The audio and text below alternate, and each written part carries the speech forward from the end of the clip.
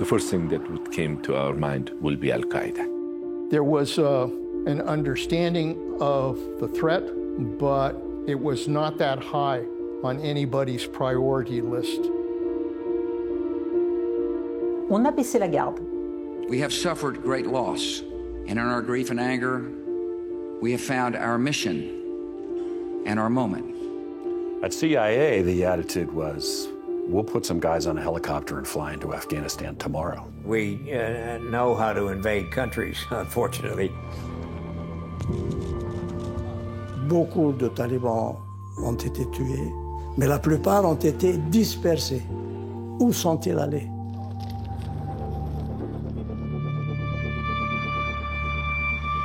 Those who choose to live in denial may eventually be forced to live in fear. And we got it right. Well, I'm horrified that I was part of it. C'est un désastre géopolitique majeur. We should never have allowed that caliphate to get established.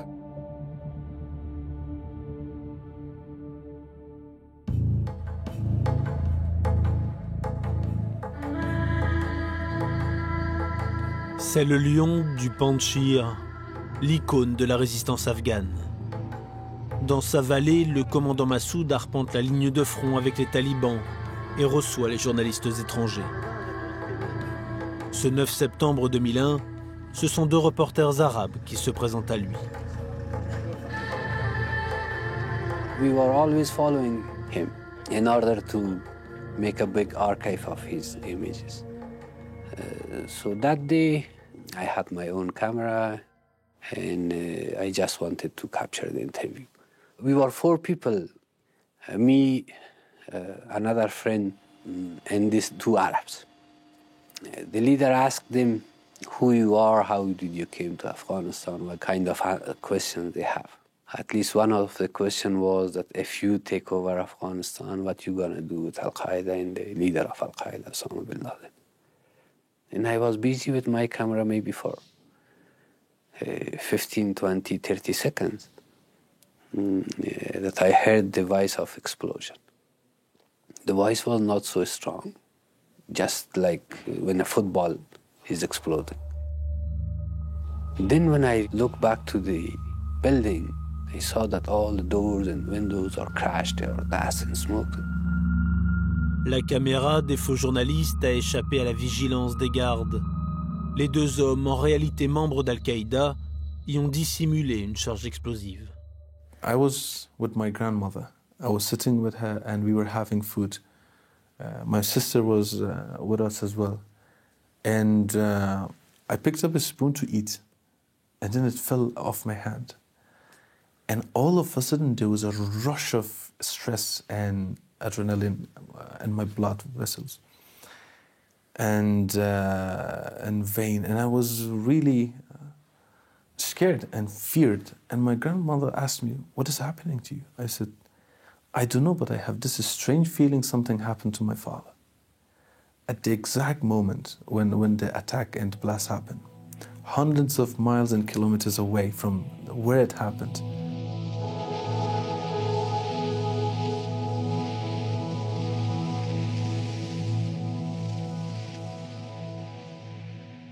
the helicopter landed. We saw the big hospital building, and there was another building at a distance, which was the morgue. And the car, instead of turning toward the hospital, it turned toward the morgue. And I knew that at that time that he's not alive anymore.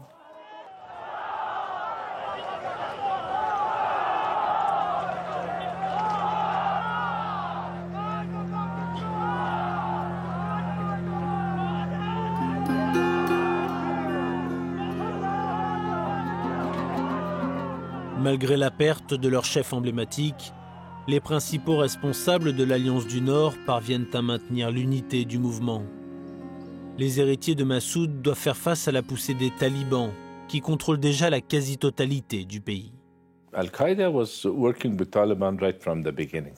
Al-Qaïda was thinking that taking advantage of the situation, say they will have a sort of permanent base in Afghanistan. So there was this, the ideology was the same, the methods were more or less the same.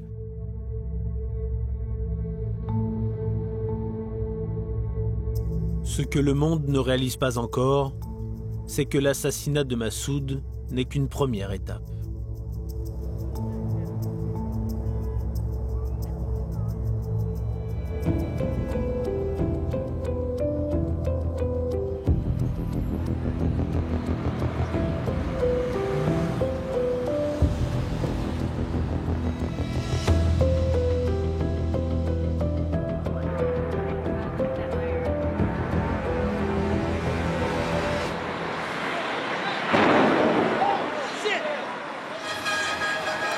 Flash spécial, un attentat selon les médias américains. Puisqu'on vient d'apprendre qu'un avion s'est écrasé tout en haut de l'une des 2 tours du World Trade Center. L'avion n'a pas dévié de sa trajectoire. Il semble bien qu'il se soit délibérément jeté sur la tour. En levant les yeux, un peu avant 9 heures, j'ai vu un immense nuage de fumée. J'ai appelé mes collaborateurs immédiatement. Et nous étions là à commenter ce qui nous paraissait être un accident gravissime lorsque nous avons vu, sous nos yeux, un deuxième avion.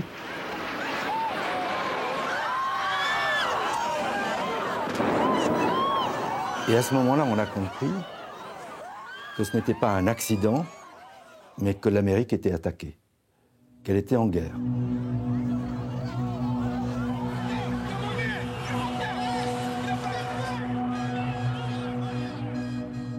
And I immediately called our Assistant Secretary for Counterintelligence and said, we're under attack. Then about 2 minutes later, the Vice President called and said, please get down to the secure conference room. We need to have a video call. But I immediately realized that in the wake of the assassination, the bombing of Ahmed Shah Massoud, that the United States, and certainly me, I was guilty of a failure of imagination.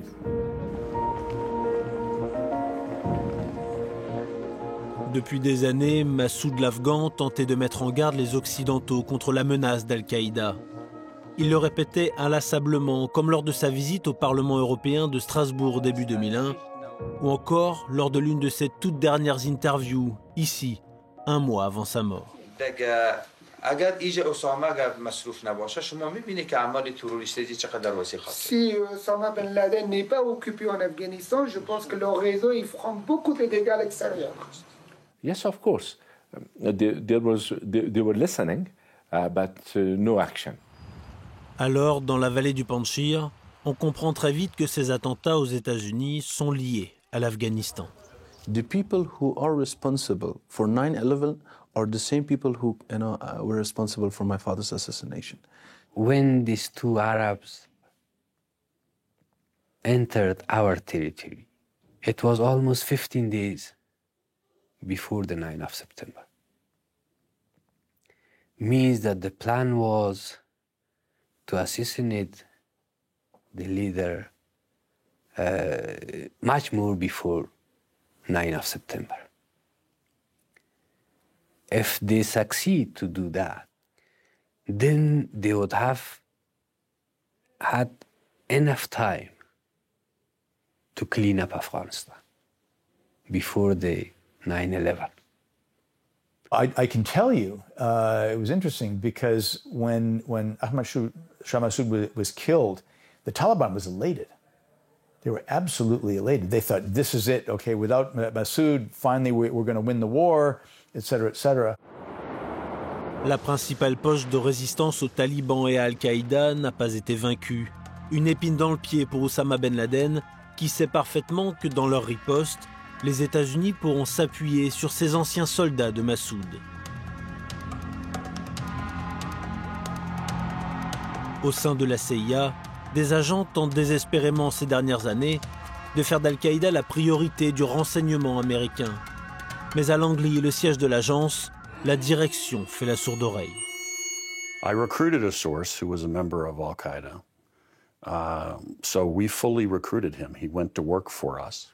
And then I was subsequently told by CIA headquarters that I had to break contact with him and stop meeting him, basically because he was a citizen of a country with whom we had friendly relations. And they were more concerned if we were caught meeting this guy about it potentially damaging diplomatic relations than they were about having a source inside Al-Qaïda. So I had to break contact. Al-Qaïda est dans le viseur de Washington depuis quelques années déjà. Le groupe a mené des attaques contre les ambassades américaines au Kenya et en Tanzanie en 1998 ou contre le navire USS Cole en 2000. Les espions américains repèrent Oussama Ben Laden à plusieurs reprises. When he was in Afghanistan, there were full operational plans written within the Central Intelligence Agency to go to Afghanistan and get rid of him. The original plan being, we're going to go to Afghanistan and we're going to kill this guy because he's getting ready to kill us, because he's already killing us, actually. And those plans were never approved. He was there with his family. There would have been women and children who would certainly have been killed as part of that operation. Après le 11 septembre, l'approche américaine change radicalement. Plus question de sentiments ou de demi-mesure. I want you all to know that America today is on bended knee in prayer for the people whose lives were lost here. I can hear you, the rest of the world hears you, and the people who knocked these buildings down will hear all of us soon.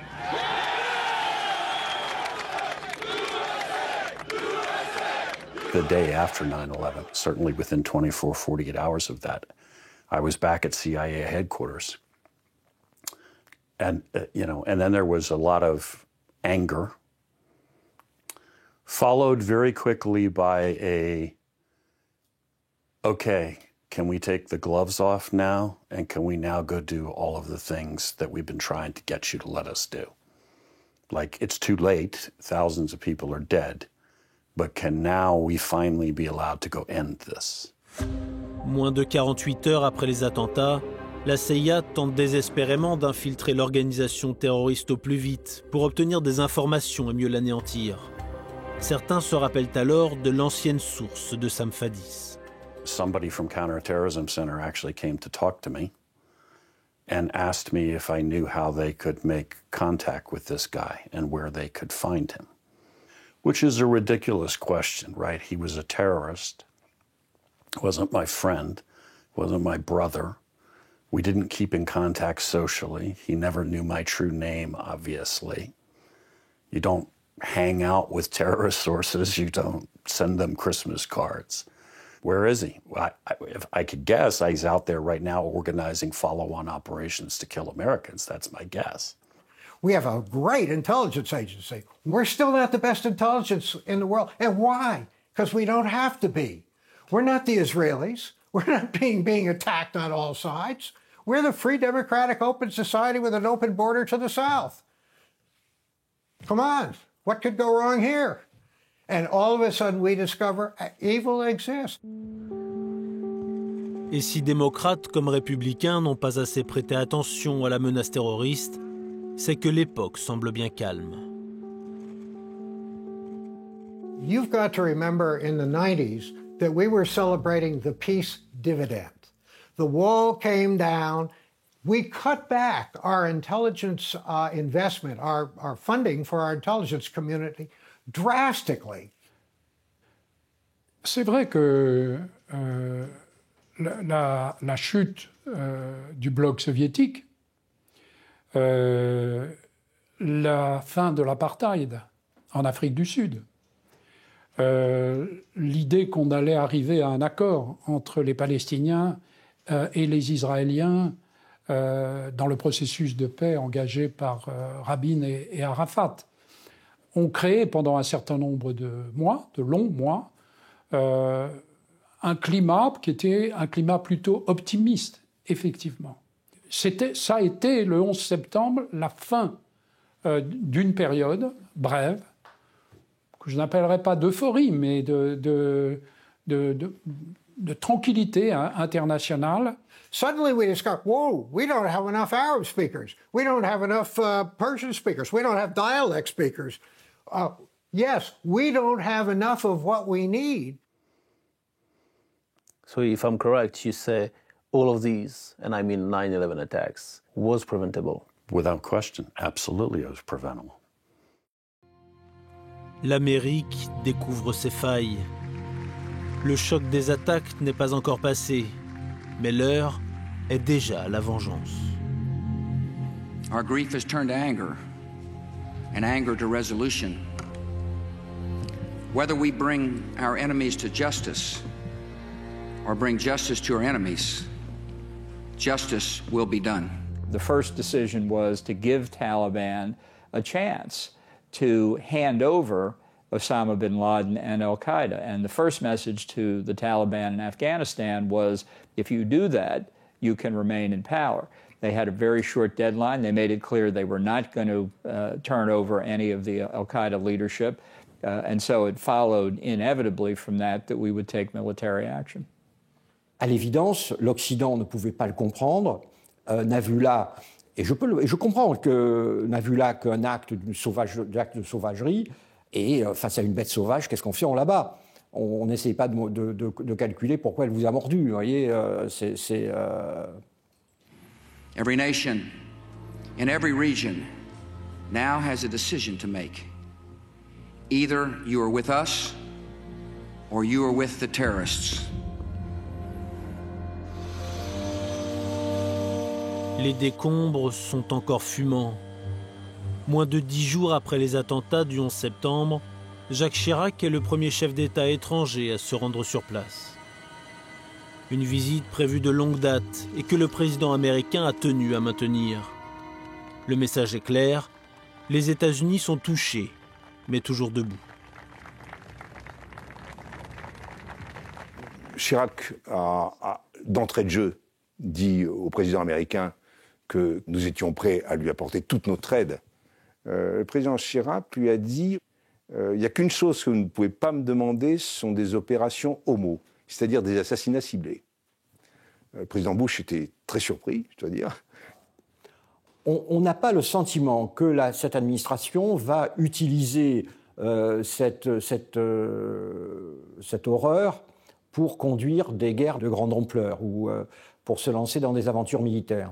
Mais clairement, je veux dire, quand on connaît le président Bush un peu, clairement, je veux dire, c'était une affaire que les Américains allaient régler eux-mêmes.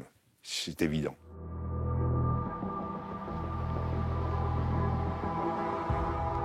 Très rapidement, une opération en Afghanistan se profile. C'est dans ce pays gouverné par les talibans qu'Al-Qaïda a installé sa base arrière. Les États-Unis se tournent d'abord vers le Pakistan voisin, dirigé par le général Musharraf. C'est l'un des seuls pays au monde à soutenir les talibans pour garder une certaine mainmise sur le pays. Islamabad s'achète ainsi la paix sur son flanc ouest, alors que les tensions sont récurrentes avec l'Inde, à l'est.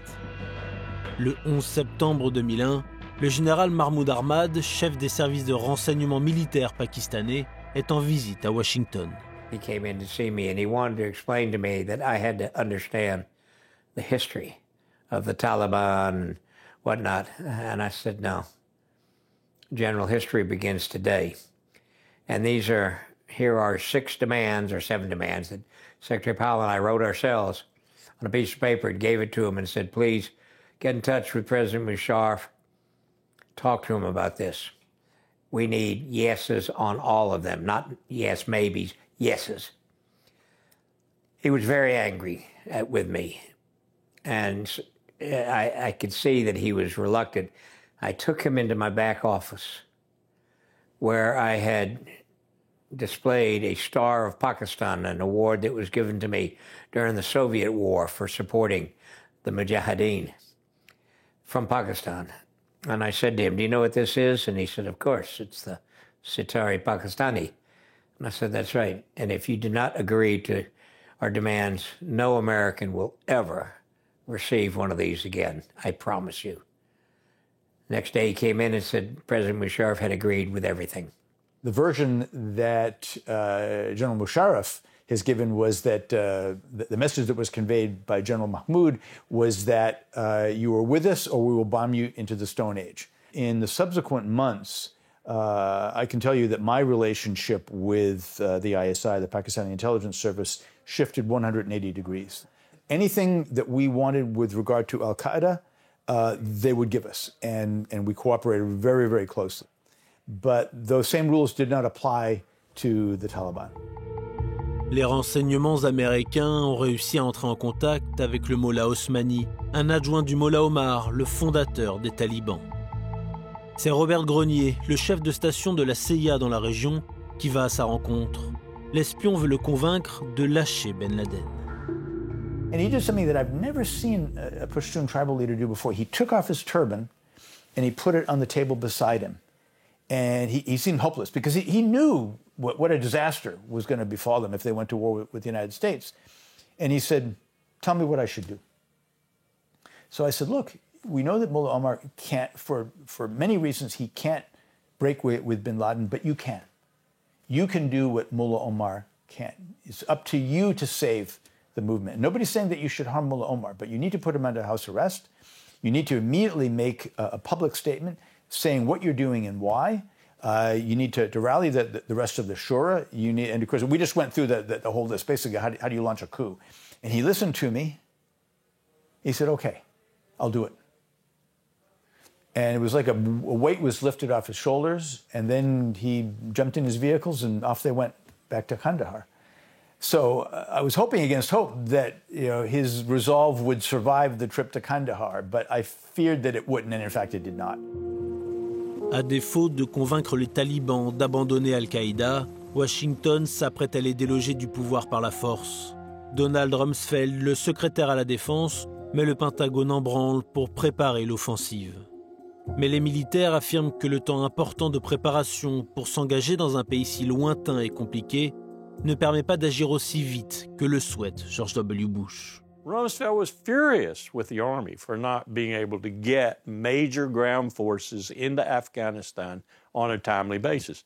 Kabul's ready to fall and we have nobody there. At CIA, the attitude was, we'll put some guys on a helicopter and fly into Afghanistan tomorrow. Like, let's go. We don't care. We don't need hundreds of guys. Let's go. And in fact, that's actually how the invasion started, as everybody knows now.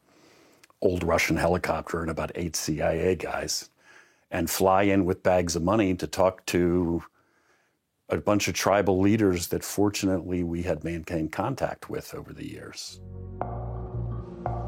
Mais lorsque les tribus locales opposées aux talibans voient débarquer les valises remplies de dollars de la CIA, puis les forces spéciales américaines, elles comprennent que Washington est bien décidé à aller jusqu'au bout. Les combats commencent avec l'appui aérien des États-Unis qui bombardent les positions talibanes. L'Alliance du Nord progresse rapidement. Le mouvement du célèbre commandant Massoud, tué 2 jours avant le 11 septembre, se sent même pousser des ailes et décide, sans le feu vert des Américains, d'entrer dans Kaboul, la capitale.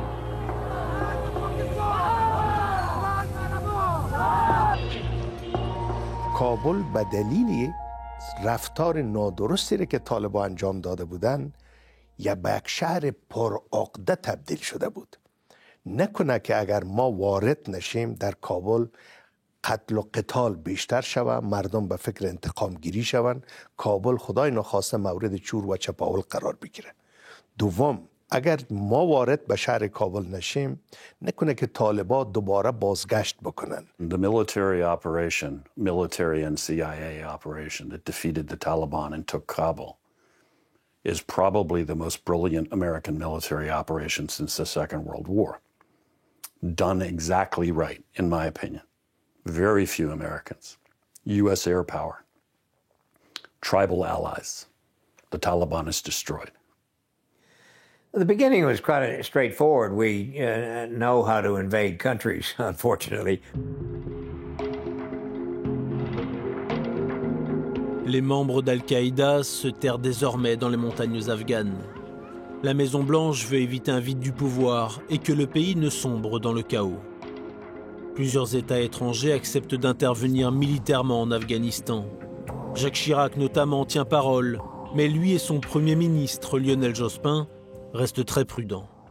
Pour l'essentiel, nous frapperons avec nos avions à partir d'un porte-avions que nous avons déployé en Méditerranée. Nous avons pendant un temps déployé des forces spéciales, mais pour l'essentiel, en accord avec le président de la République à l'époque, nous bornerons notre intervention à la sécurisation de notre ambassade, du siège des Nations Unies à Kaboul, qui a été ouvert.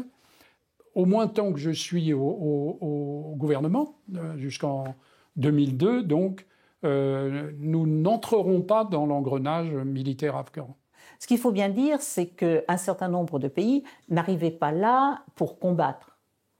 Vous avez des pays, et je pense notamment à l'Allemagne, c'était une des difficultés que nous avions avec eux, mais pas simplement l'Allemagne, qui avait des restrictions d'emploi. Soyons francs, en Afghanistan, les soldats de l'OTAN, ils font un peu de la figuration. Pour les Américains, il était important de montrer qu'ils n'étaient pas seuls, que ce n'était pas une invasion américaine, que c'était, voilà, qu'il y avait tout l'Occident civilisé était derrière les États-Unis. Certains profitent du calme après la chute des talibans pour s'engager à minima. Mais c'est un calme précaire qui règne en Afghanistan. Like 2002, 2003, up to 2004, the situation was getting better. You could travel from here to any part of the country. There was no district under Taliban control. Mais si les Américains progressent en Afghanistan, certains membres de l'administration ont de longue date une autre idée derrière la tête. Une idée qu'ils ont commencé à manifester dès les premières heures qui ont suivi le 11 septembre. Quelques jours après les attentats, le président George W. Bush réunit ses principaux responsables sécuritaires. Le secrétaire à la Défense Donald Rumsfeld vient avec son bras droit, un certain Paul Wolfowitz. The deputies, myself and others, were not supposed to go. Wolfowitz did go, and he spoke up in front of the president saying, Iraq, we got to use this as an opportunity for Iraq. And the president turned to the national security advisor and said, "Who is that?" And she told him who it was, the deputy secretary of defense. And he said, "Well, tell him to shut up. I don't want to hear about it anymore. We're focused on Afghanistan." 2 semaines plus tard, le Congrès a enfin débloqué la nomination de John Negroponte en tant qu'ambassadeur à l'ONU. Dans l'intervalle, Wolfowitz et consorts ont manifestement réussi à imposer l'Irak comme un sujet de préoccupation chez le président. Dès son premier jour en poste, Negroponte se voit assigner une tâche inattendue. I was given instructions to seek out the ambassador of Iraq to the United Nations to read him the following talking points. And then they gave me some very severe points for the ambassador of Iraq, which basically said, if you even think about taking advantage of our current preoccupation with Afghanistan, you can be sure we will take very severe measures against you. It was a very threatening message. It's October 2001, and this administration is already thinking about Iraq, and frankly, I think they're looking for ways to blame Iraq for what has happened. Le coup de semonce américain fuite dans la presse, mais passe un peu inaperçu. Le monde a les yeux rivés sur l'Afghanistan, où les talibans sont chassés du pouvoir par les États-Unis et leurs alliés locaux. Pourtant, en coulisses, l'administration Bush entame de sérieux préparatifs. L'année 2002 vient tout juste de débuter quand à Langley, au siège de la CIA, Sam Fadis se voit chargé de monter une équipe. The decision has already been made by the President of the United States, Bush, that we will invade. So, and I mean that exactly the way I say that. That's not we might invade or if there are weapons of mass destruction, we'll invade. No, the decision has been made, we're going to invade. So my job was to take in the first team to prepare for the invasion of Iraq. Fadis et ses hommes sont les premiers Américains à débarquer sur le sol irakien à l'été 2002, bien avant les forces spéciales. Ils ne sont que 8 à leur arrivée, Mais au fil des mois, l'équipe se renforce. Près de 50 agents sont désormais basés au Kurdistan et ratissent tout le pays à la recherche d'armes de destruction massive. By the middle of 2002, there was no question to me that there was planning for an invasion. However, Powell and I continued to try to avoid the war and went back for that final UN resolution. La France, l'Allemagne et la Russie notamment s'opposent à une entrée en guerre sans raison valable. La résolution négociée avec les États-Unis permet de gagner du temps et de faire revenir les inspecteurs de l'ONU en Irak pour vérifier si Saddam Hussein a ou non des armes de destruction massive. Aux grandes dames du vice-président américain Dick Cheney. He told us a few things, and among the things that startled me a little was that we will not hesitate to discredit you in favor of disarmament. It was a little cryptical, but the meaning was, we realized later, was that if you do not find up and dig up weapons, then we will undertake the disarmament of Iraq ourselves. Hans Blix et son équipe d'inspecteurs parcourent le pays, visitent les sites suspects et même des palais du Raïs irakien, sans trouver la moindre trace de ces fameuses armes. Chemicals, weapons are not my marmalade. You keep track of it. And so you must have records of that. But then when we came to Saddam's palace on one of the couple of inspections there, and we went in all over the place, and the inspectors opened the refrigerators, they found only marmalade. No chemical weapons, only marmalade. Pour les Français, c'en est trop. Les États-Unis cherchent à légitimer leur très probable entrée en guerre par une nouvelle résolution de l'ONU. Mais Paris menace d'utiliser son droit de veto. C'est la rupture.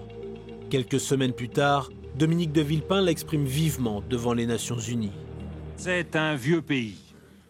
La France d'un vieux continent comme le mien, l'Europe, et qui sait tout ce qu'il doit aux combattants de la liberté venus d'Amérique.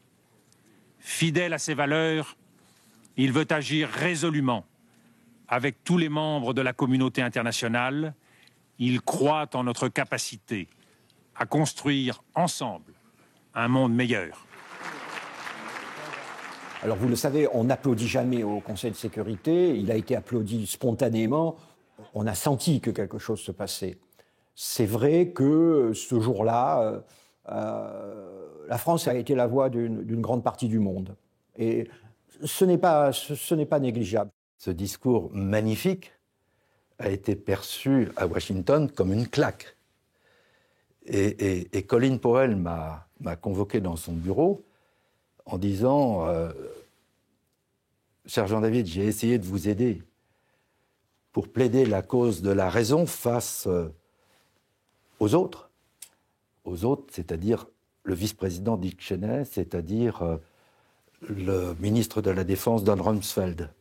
Mais maintenant, je suis carbonisé. I'm carbonized. » I was not mad at Dominic de Villepin at all. He never told us something that was not true. For me, there was no surprise in Dominic de Villepin. And I give him credit, he had the courage to tell us.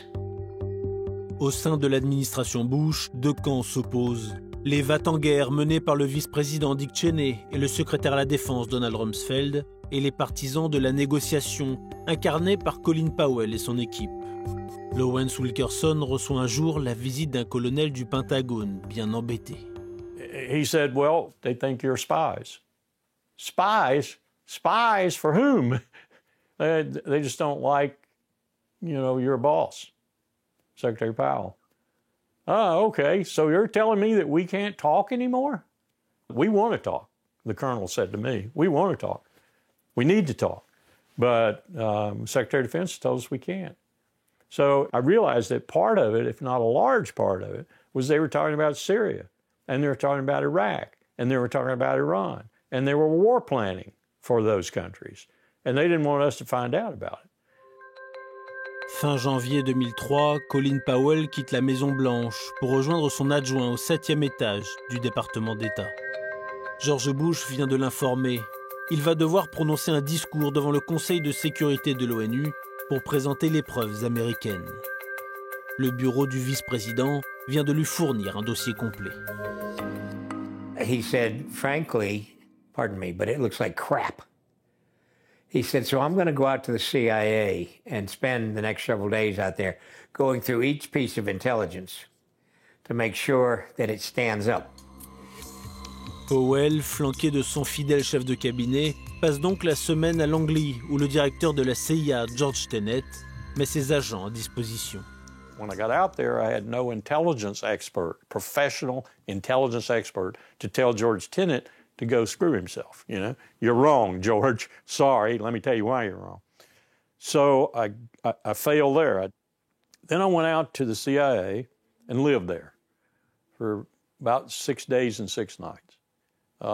My team consisted of a speechwriter, Lynn Davidson, Barry Lowenkron, a former member of the National Intelligence Council, and George, the first day, refused to give me any access to the CIA's computers. So I called Barry over and I said, Barry, you still got your card? You still read in? He said, I don't know, let's see. He sat down at the terminal, checked in, bingo, he was still in. So I told, middle finger to Tenet, and we were on the computer. Pendant une semaine, chaque information est décortiquée. Beaucoup sont écartés par l'équipe du secrétaire d'État. La veille du discours devant le Conseil de sécurité, Powell, Tenet et leurs équipes se retrouvent à New York cette fois, au dernier étage de la représentation américaine à l'ONU. Le secrétaire d'État s'exerce à lire pour la première fois l'intégralité du discours à voix haute. He stopped speaking and the room was deathly quiet. And I'm sitting to his left and Tenet's sitting to his right. And he turned his head towards Tenet and he said, George, you guarantee me that everything in this presentation is the best you can do. And Tenet looked at him and said, yes, I do. And then Powell said, good, because you are going to be behind me tomorrow, in camera.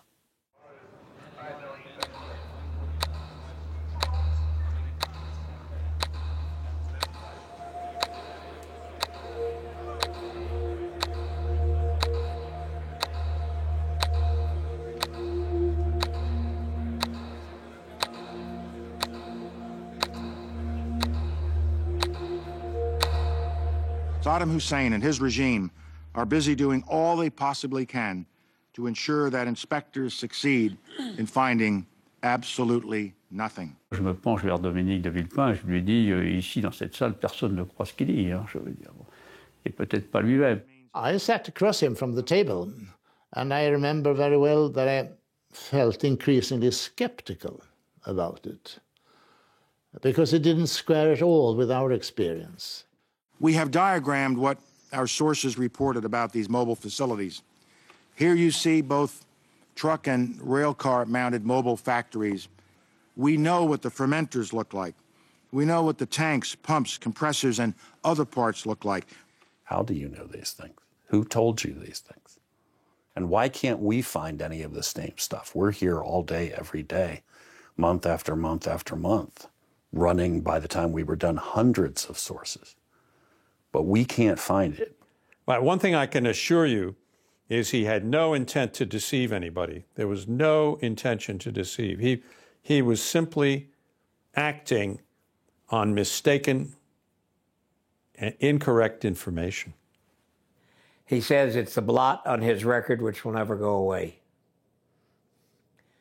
He's not Edith Piaf. Je ne regrette rien. He regrets. L'administration Bush ne se contente pas de ce discours de Colin Powell. Ces têtes d'affiche tentent de convaincre leurs interlocuteurs à la moindre occasion. Je me souviens d'une réunion des ministres de l'OTAN avec Rumsfeld. Il est arrivé avec des photographies en nous disant « Voilà, j'ai la preuve que les Irakiens se préparent à lancer des missiles qui sont potentiellement des missiles nucléaires. » Il se trouve que juste avant que je parte, nos services de renseignement m'avaient donné des photos prises par nos satellites français de ce même endroit, sous un angle un peu différent. Et à ce moment-là, j'ai sorti les photos et j'ai dit « Monsieur le secrétaire d'État, regardez, ce sont des silos à blé. » Il y a eu un silence Autant vous dire, dans cette réunion, il était foudrage, ça se sentait, ça se voyait. Et là-dessus, il a sorti des éprouvettes en disant, voyez que là-dedans, il y a des virus de je ne sais pas quoi que nous avons récupérés en Irak, ce qui était évidemment aussi faux. J'avais demandé à mon voisin, c'était un Italien, je crois, qui était à côté de moi, je lui ai dit, qu'est-ce que je fais? Je laisse tomber pour qu'on voit. Les dirigeants de la CIA se sont basés sur le témoignage d'une source des services allemands, baptisée Curveball, qu'ils n'ont jamais pu interroger. Les Allemands eux-mêmes mettaient fortement en doute ces accusations. Even in February 2003, I could not have stood up and said there are no weapons. I could say 700 inspections, we haven't found anything, and these are professional. Une question subsiste. Si le président irakien s'est réellement débarrassé de toute arme de destruction massive, notamment chimique, pourquoi n'en apporte-t-il pas la preuve? He was afraid of Iran. He thought Iran would take advantage of him. That's what it was. Mais pour Washington, peu importe les faits, faire tomber Saddam Hussein est devenu une obsession. At this hour, American and coalition forces are in the early stages of military operations to disarm Iraq, to free its people, and to defend the world from grave danger. La guerre a commencé la nuit dernière, mais c'est de toute évidence une nouvelle phase qui a débuté. Les missiles américains ont frappé 3 quartiers, notamment le quartier présidentiel de Saddam Hussein. Un raid au cœur même de Bagdad. Aujourd'hui, la ville a donc vraiment basculé dans la guerre. Je suis à Washington le jour de la chute de Bagdad. Je m'en rappelle, je suis à la Maison-Blanche, le directeur d'Europe me dit « Vous savez, ça prendra longtemps avant que les États-Unis pardonnent à la France. » Et moi, je réponds « Vous savez, ça prendra longtemps avant que le monde pardonne aux États-Unis. » Et là, je me lève et je sors.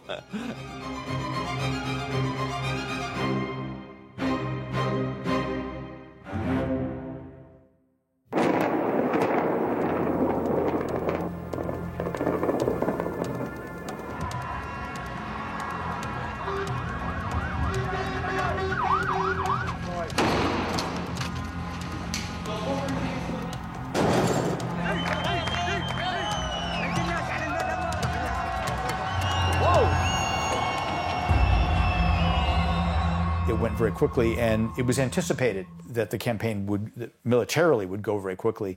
And the big question was, well, what comes after? I remember calling my boss, the 3-star general, the Corps commander, and I said, I have good news and bad news. And he said, what's the good news? And I said, the good news is that we control Najaf. He said, terrific, congratulations. What's the bad news? I said, we control Najaf. What do you want us to do with it? Where are these guys that told us in Kuwait that you just get us to Baghdad and we'll take it from there? He said, well, give them a call. I did. And they said they were still getting organized. So that meant there were no Iraqi authorities there to help us with that.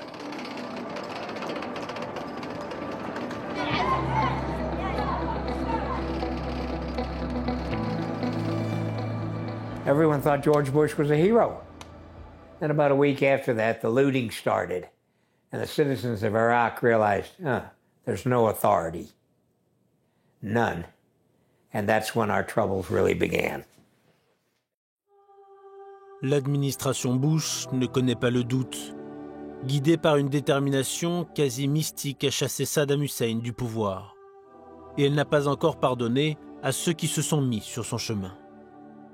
La France a été l'objet d'une campagne massive à travers tous les médias américains. Le Pentagone faisait de la désinformation.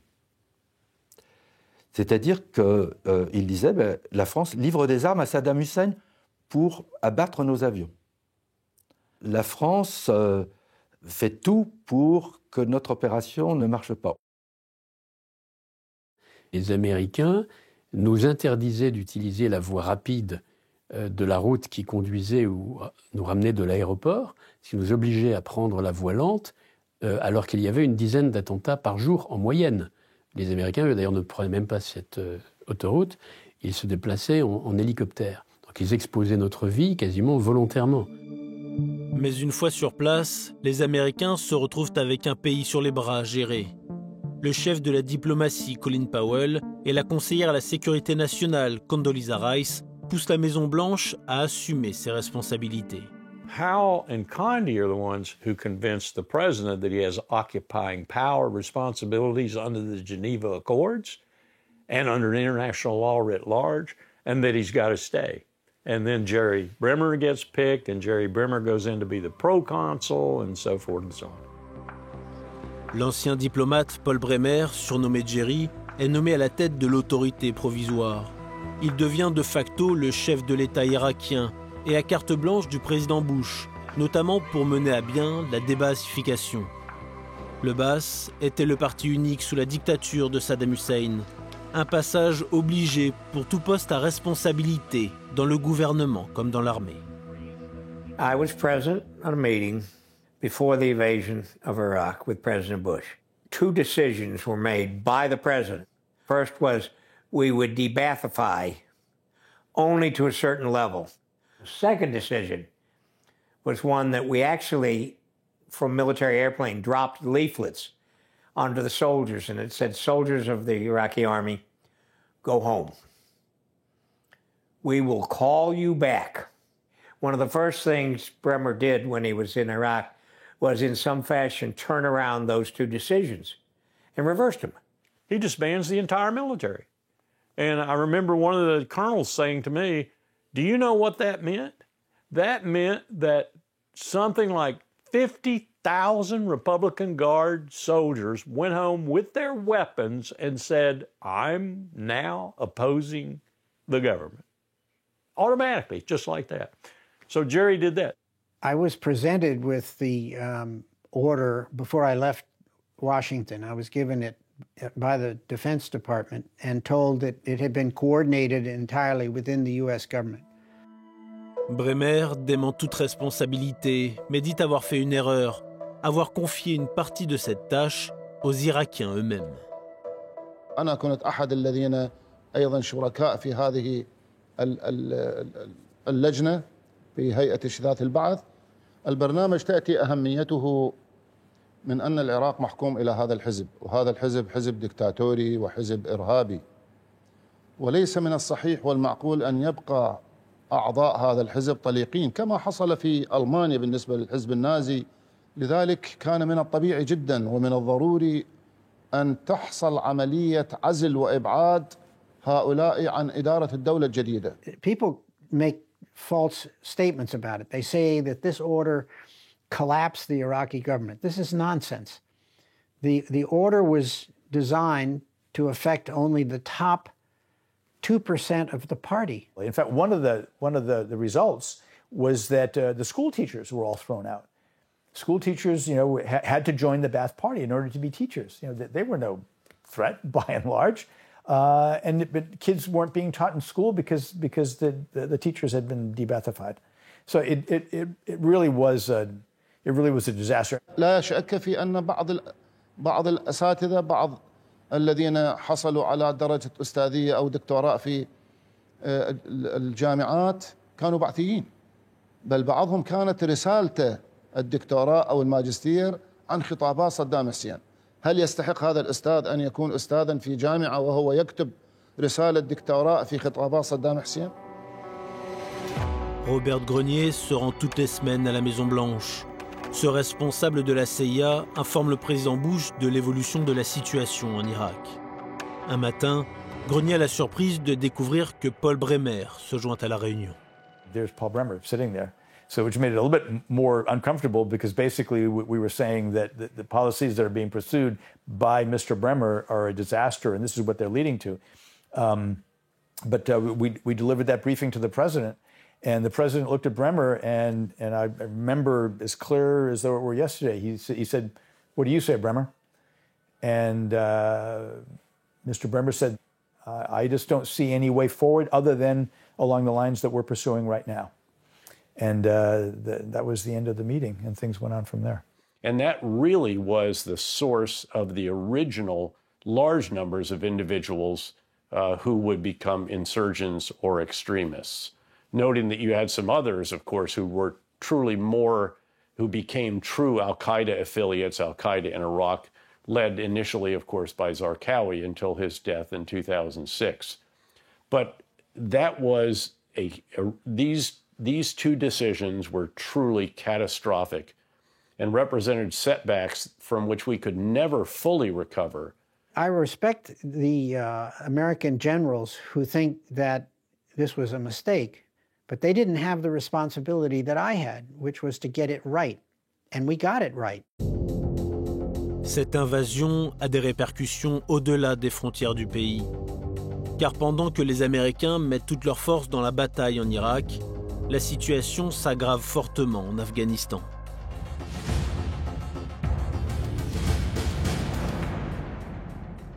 We, me, all of us, took our eye off of the ball. And some in the administration in the middle of 2002 started thinking about Iraq.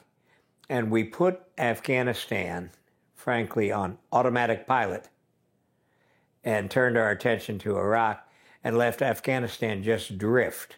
Beaucoup de talibans ont été tués. Les autres, certains ont été arrêtés, mais la plupart ont été dispersés. La question que personne ne s'est posée sérieusement, où sont-ils allés? Où étaient-ils? Ils n'ont pas disparu. Oui, c'est ce que me disaient d'ailleurs les militaires. Ils me disaient, mais les talibans, pour nous, nous partons le matin faire une patrouille. On voit des Afghans dans le champ qui nous font bonjour, etc., et qui nous font des signes amicaux. Ils disent, on revient le soir, les mêmes ont pris des fusils et nous tirent dessus. Quelle différence y a-t-il? Les talibans sont aussi des Afghans et ils se fondent complètement dans la population. Chaque année, la sécurité se dégrade un peu plus. Lorsqu'il arrive à la Maison-Blanche début 2009, Barack Obama hérite d'une situation particulièrement préoccupante. Après de nombreuses hésitations à s'engager dans un conflit dont il veut sortir, le nouveau président américain décide de frapper fort pour mettre un coup d'arrêt à l'insurrection.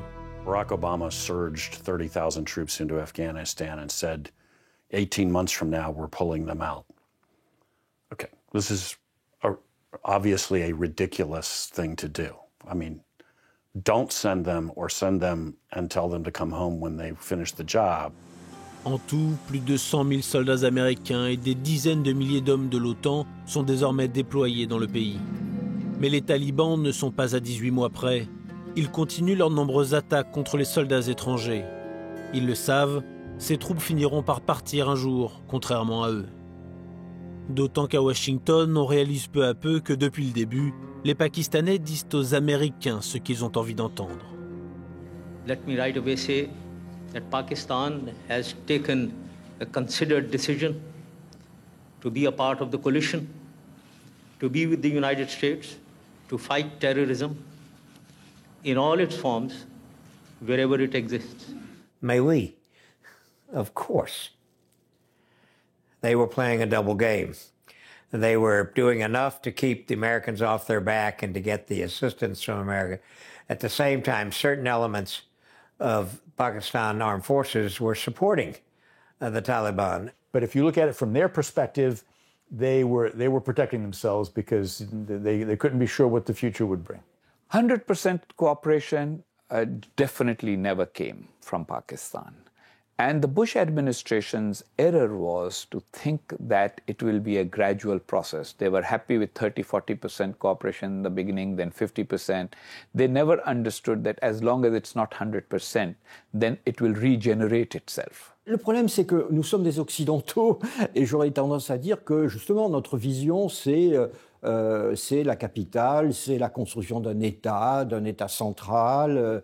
C'est un peu le modèle que nous connaissons et nous ne sommes pas capables de pousser un autre modèle. People say, why can't we win the war in Afghanistan? I say, you won the war in Afghanistan about 5 months into it, right? All your objectives were achieved, all of them.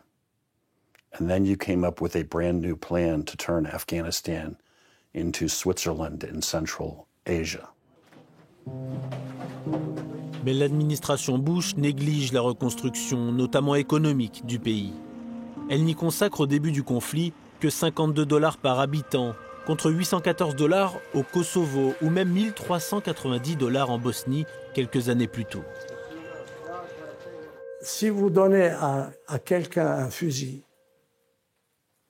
et vous lui dites qu'il travaille pour l'État, il ne peut pas nourrir ses enfants, à quoi vous vous attendez?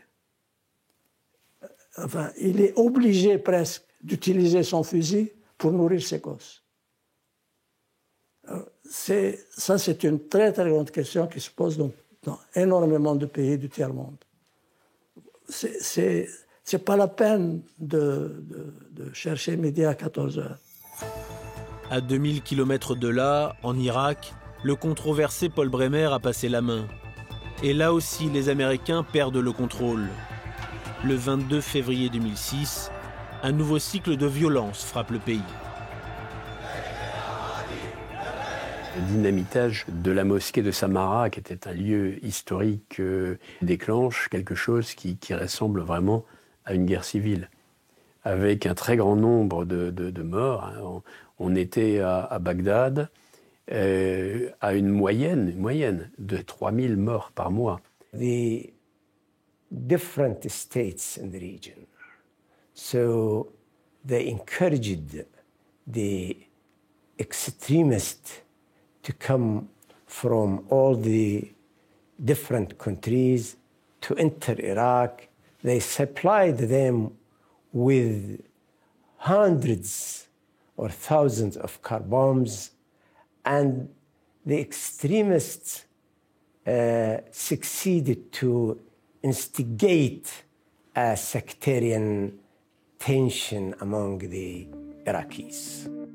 Pour contrer cette vague de violence qui submerge le pays, George Bush fait appel au général Petraeus et il ordonne l'envoi de 30 000 soldats supplémentaires début 2007. C'est ce que les Américains appellent le surge. What made the surge successful was not the surge of forces. It was the surge of ideas. It was the way we changed our strategy and our tactics on the ground. And all of that was 180 degrees different from what we had been doing prior to the surge. It was very clear to us that we needed to go back into the neighborhoods, that we had to secure the people, and we could only do that by living with the people.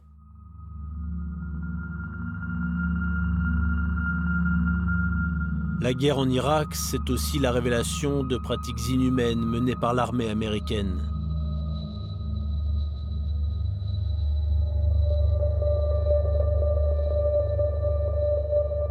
À 20 km à l'ouest de Bagdad, la prison d'Abu Ghraib était utilisée comme centre de torture du temps de Saddam. Les Américains en ont pris le contrôle, mais n'en ont pas changé la nature. Au printemps 2004, des photos et rapports choquent le monde. Ils prouvent que des soldats ont torturé et abusé sexuellement des détenus irakiens. Abu Ghraib was a catastrophic mistake. It is what we term a non-biodegradable mistake. It's never going away.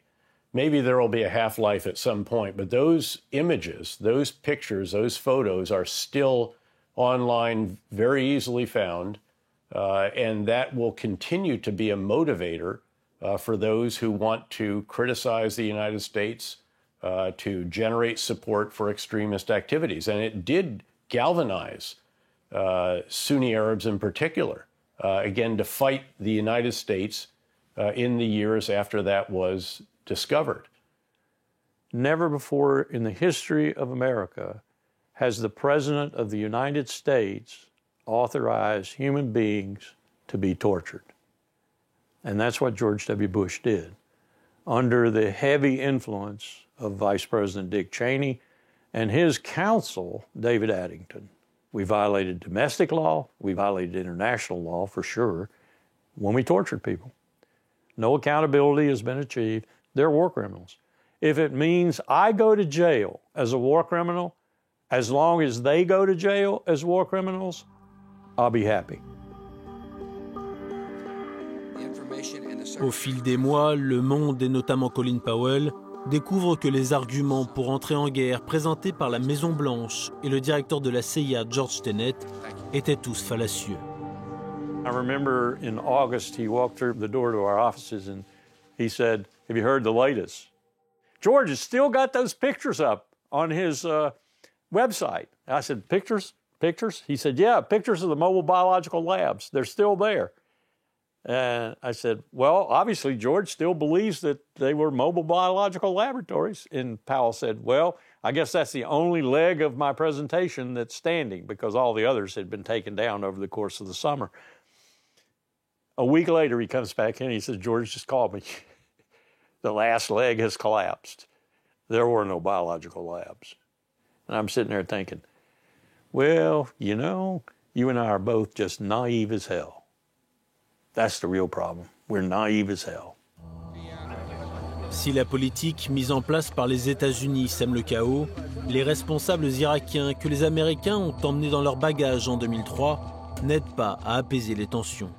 Prime Minister Maliki pursued terrible sectarian activities that once again alienated the Sunni Arabs, once again made them feel dispossessed, and once again gave them an incentive in the failure of the new Iraq rather than its success. And of course, it was that which allowed Al-Qaïda in Iraq, now the Islamic State, to reconstitute itself, to drift into Syria, to gain additional combat power, and then come back into Iraq and cause such significant problems, establishing a caliphate, which had Mosul as its headquarters in the north, and of course Raqqa as its headquarters in Syria.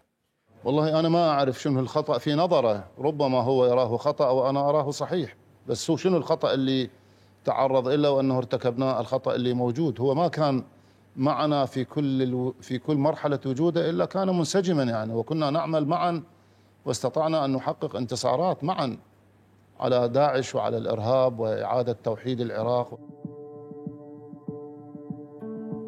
La situation naviguera entre le pire et le moins pire au fil des ans, avec tout de même quelques progrès notables, comme la tenue d'élections. Mais une question reste sans réponse, celle du péché originel des plus néoconservateurs de l'administration Bush.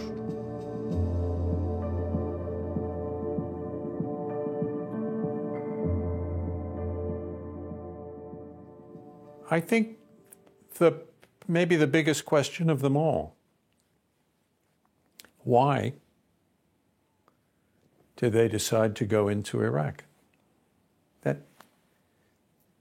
And I think that is still the big unknown. Why? Saddam could hardly do anything. He wasn't a threat to anybody at the time. So I don't know anybody who can give you a convincing answer to that question. Some of them still believe there are weapons. Pardon me, that's fucking insane. Pardon me.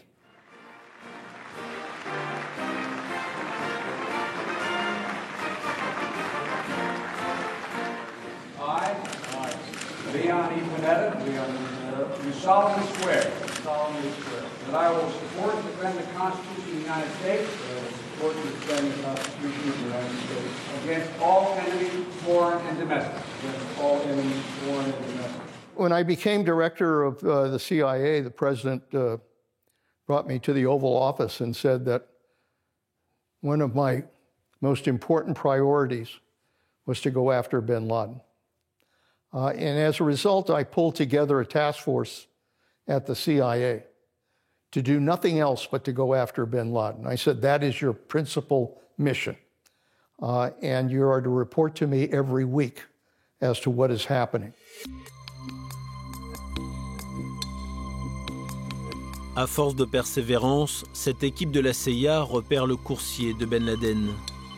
L'homme fait des allers-retours suspects vers une villa transformée en forteresse. Cette bâtisse, au mur haut de 4 à 6 mètres, est installée à 2 pas d'une base militaire à Abbottabad, au Pakistan. Le coursier parcourt systématiquement au moins 150 km pour téléphoner. We were observing the compound, and there was this probably middle-aged individual who used to come out like a prisoner in a prison yard and he would walk in circles very rapidly around, and then he would go back inside. And I remember telling the CIA, you've got to get a facial identification. This could be bin Laden. And they said, you know, Mr. Director, there are walls there, 18-foot walls, 12-foot walls. We really can't get a good shot. I said to all of them, I said, you know, I've seen movies where the CIA can do this. La CIA a de forts soupçons, mais toujours aucune certitude. Barack Obama décide de prendre le risque et autorise l'opération. Une équipe de Navy SEALs est envoyée clandestinement au Pakistan en hélicoptère, donner l'assaut sur la cible.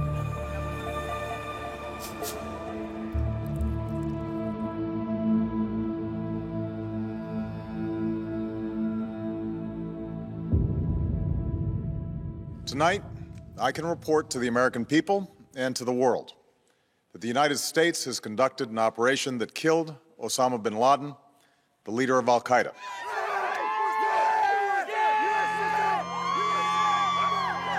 Dix ans après le 11 septembre, le principal responsable des attentats est donc hors d'état de nuire. Les renforts importants envoyés en Irak et en Afghanistan ont donné l'illusion d'une situation un peu moins compliquée, essentiellement en Irak. I think we relaxed way too much, and it did go badly. We should never have allowed that caliphate to get established in the northern part of Iraq. It made no sense. Look what it did with Syria. I mean, we're still fighting. I mean, we've got troops over there. People are still dying. Some state encouraged tens of thousands of foreign fighters to come to Syria in order to bring Syrian regime down. They used the border between Iraq and Syria. This is one of the main reasons of the success of the terrorists in Iraq. We were wishing that these bad people weren't so bad, and if we were nice, they'd just be nice. So we'll bake you a cake for your birthday, and you come on, and we'll all have a piece of cake. Boom. D'anciens du régime de Saddam et des islamistes plus ou moins radicaux, libérés des geôles américaines en Irak, vont trouver un terrain d'entente. Ils se rejoignent pour grossir les rangs d'Al-Qaïda dans le pays, d'abord dirigé par Abu Musab al-Zarqawi, puis de l'organisation État islamique quelques années plus tard. What we did do is we gave rise to Mr. al-Zarqawi and ISIS, and that allowed murder, mayhem, and terror to exist all throughout the country and allowed ISIS to rear its head for another decade and eventually establish a caliphate. Now, fortunately, by the U.S. and international and Iraqi fighters, they've eliminated the caliphate, but they've not eliminated ISIS. It's still a factor.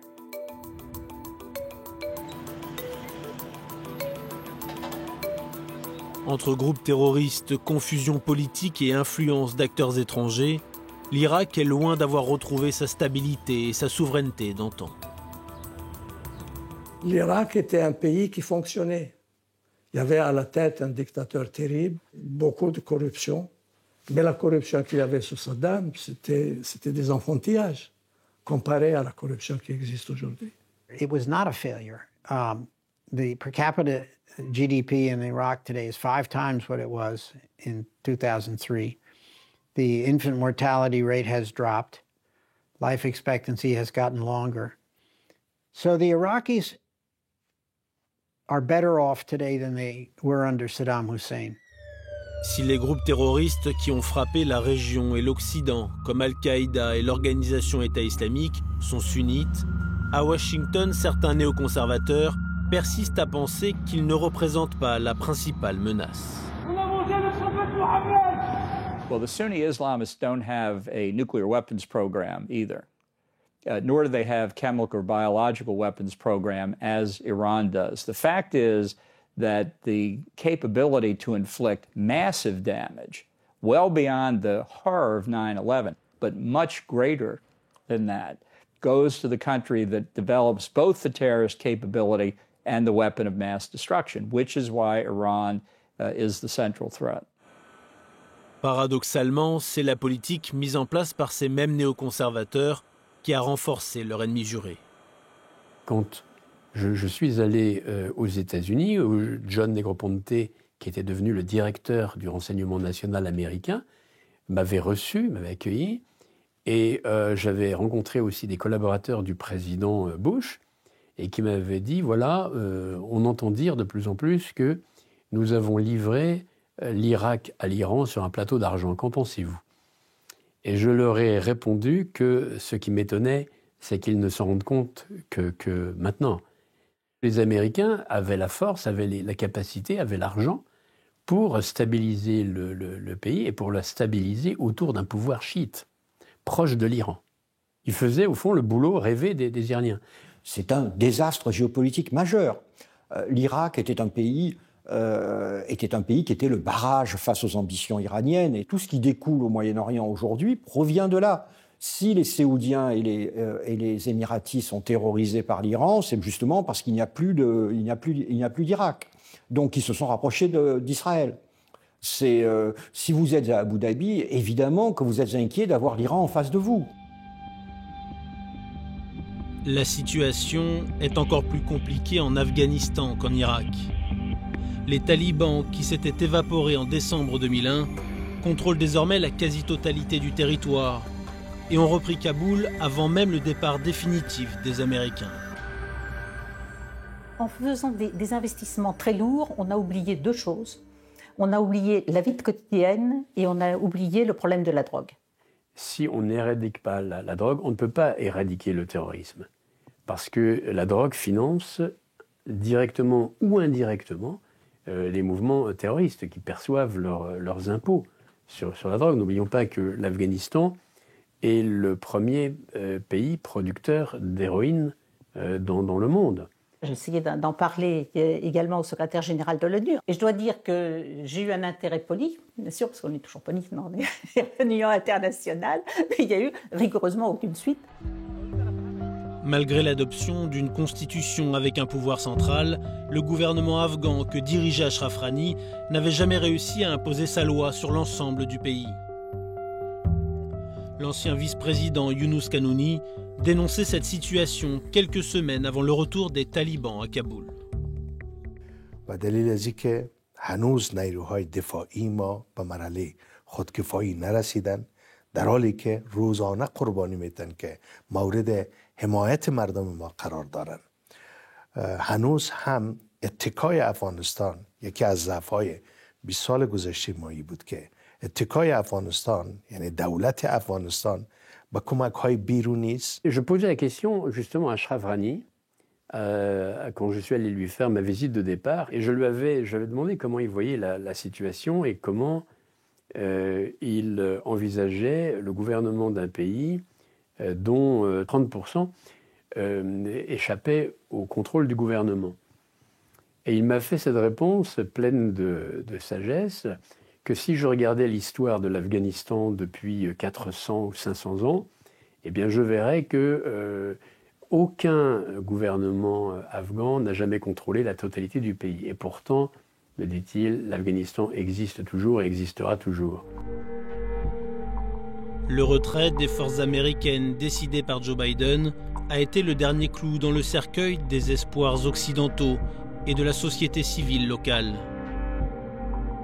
20 ans après le 11 septembre, l'Afghanistan est revenu à la case départ.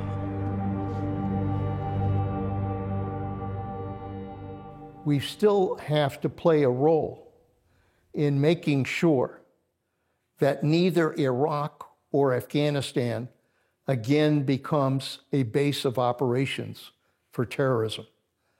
Unfortunately, when we left Iraq and the Shias took control, they eliminated the Sunnis from operations in the government, from the military, and the Sunnis soon joined with ISIS and created the force that came back into Iraq.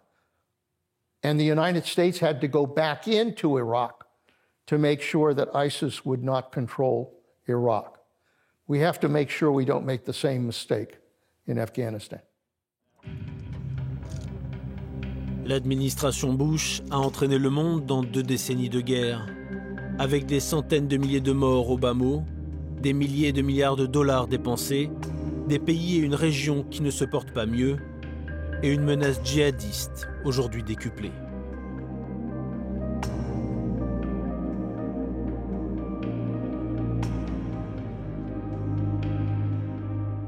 Nous découvrons que, après tout, une dictature, c'est mieux qu'une guerre civile. C'est terrible à dire. Regardez ce qui est arrivé à l'Irak. Saddam Hussein était un dictateur atroce, mais honnêtement, est-ce que ça a atteint ces centaines de milliers de morts? Do I regret it? Yes, I do, sir. Yeah, I regret it because 4 or more thousand of my citizens are dead. I can't imagine how many Iraqis. Situation is somewhat better now, but ISIS is still around. I'm horrified with those who are associated with Iraq, and I feel it's a debt I owe my citizens. I have no regret. The only regret I have is that we didn't do it in 1991. I wish I'd never had anything to do with it. Every death that occurred in Iraq on the Iraqi side and on the U.S. side, the British side, the other sides, coalition sides, I feel like I have some responsibility for. Not a good feeling. And I don't think that there is the attention to understand 9/11 very well anymore. I think it's yesteryear for today's generations coming forward. I don't think there are lessons that we have learned have been taken seriously. And to prove my point, we are still not doing very well in the war on radical Islam. I can still show you Boko Haram. I can still show you atrocities. I can still go to any country you want and show you that things are less stable right now than they were when I left the agency in 2006. And I'm not kidding. We know how to go after terrorists and to kill them. But one thing we haven't worked on is how do we prevent terrorists from becoming terrorists? That's something we haven't focused as much attention on. We don't learn lessons in America. We made a mess. We killed a lot of people, 2.5 million people. We dropped more iron bombs on North Vietnam, Laos, and Cambodia than we dropped in World War II. And we didn't learn a thing. So the answer to your question is Americans don't learn anything. Americans, we should be called the United States of amnesia.